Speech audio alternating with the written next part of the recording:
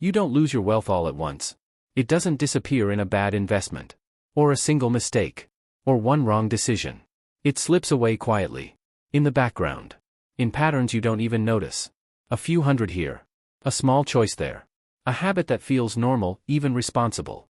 And over time, those small things don't stay small. They compound.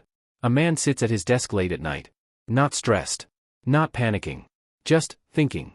His income is decent, better than most people he knows. He's been working for years, saving when he can, spending carefully. On paper, everything looks fine. But when he checks his account, something doesn't match. There's no real progress, no momentum, just stability. And stability, over long periods of time, can feel suspiciously like standing still. This is the part most people don't question. Because nothing feels wrong. There's no alarm, no crisis, no obvious problem. Just a quiet gap between effort and outcome.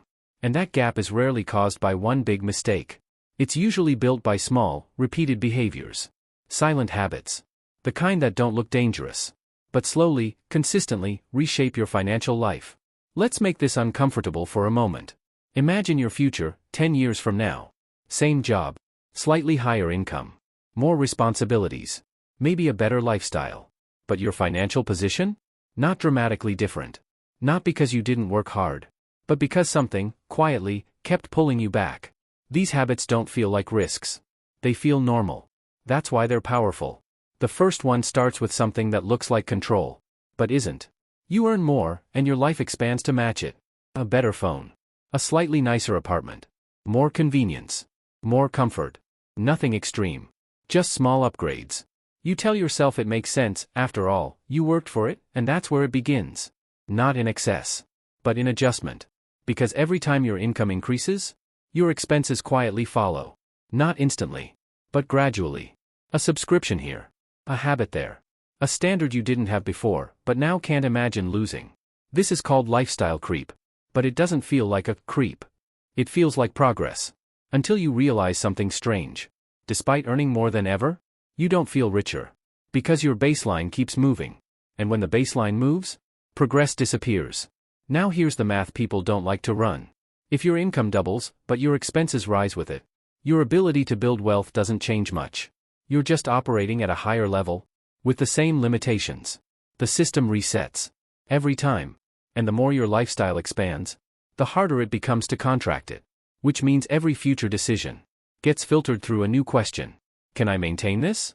Not, is this the best use of my money? But, can I sustain this level of living? And that subtle shift locks you in. Now let's move to something even quieter. Something that feels almost harmless. Small spending. Not big purchases. Not expensive mistakes. Just small, frequent transactions. Coffee. Food delivery. Ride-hailing. Digital services. Individually? They barely matter. That's the illusion.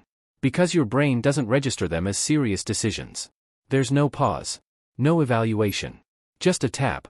And that's the problem. Because the frequency is what matters. A few hundred today. A few hundred tomorrow. By the end of the month, it adds up. But even then, it doesn't feel urgent. Because it's fragmented.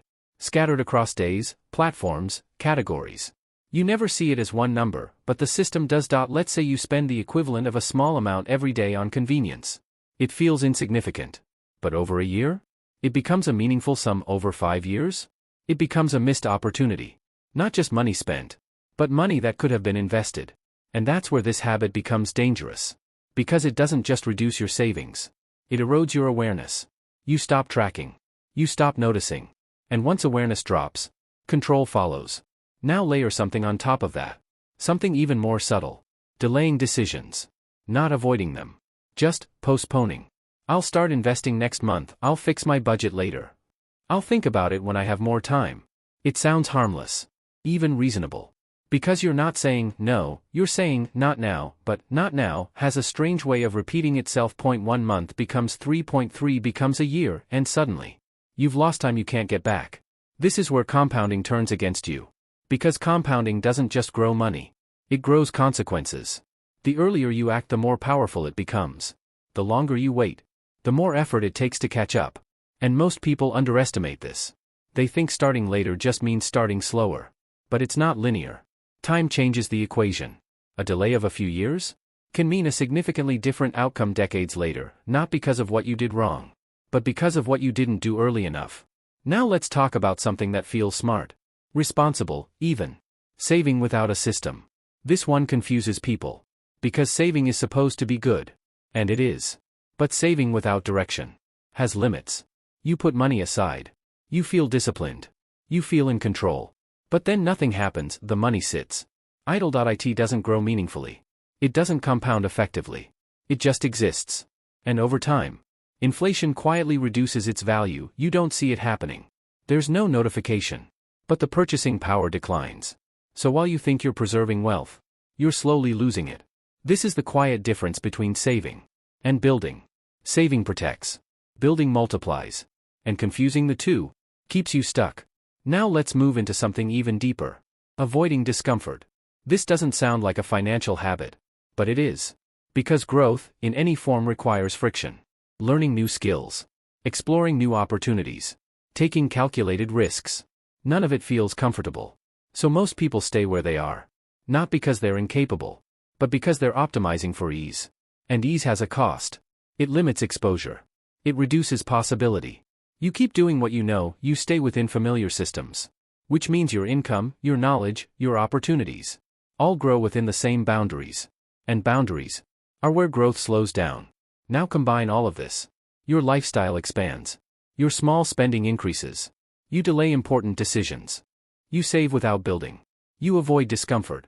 Individually, none of these seem catastrophic. But together, they create a structure.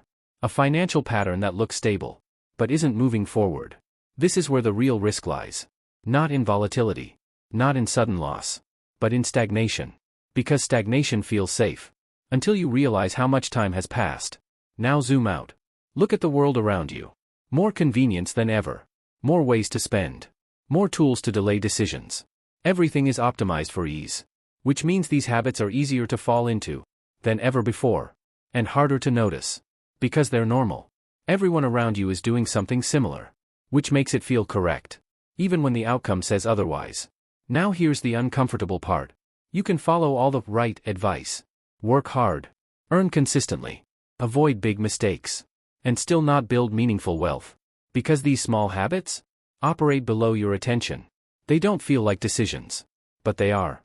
Repeated. Automatic. Unquestioned. And over time, they shape everything. Your savings. Your investments. Your options. Even your mindset. Because when progress is slow, you start adjusting your expectations. You aim lower. You settle earlier. Not consciously. Just gradually. Now imagine something different. Not a dramatic change. Just awareness. You notice your patterns. You question your defaults. You pause before repeating the same behavior. And slowly, the structure begins to shift. Not instantly. Not perfectly. But intentionally. Because once you see the habit, it loses its invisibility. And once it's visible, you can choose differently. Not every time, but more often than before.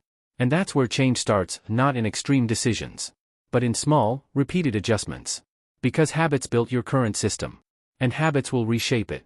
Now here's the part that lingers. None of these habits will stop you today. They won't create urgency. They won't trigger alarm. They'll just continue. Quietly. Until one day, you look at where you are. And realize something simple. You didn't lose your wealth. You just never built it. And by the time that becomes clear, how much of it can you still recover? And more importantly, how long have these habits been running? Without you noticing?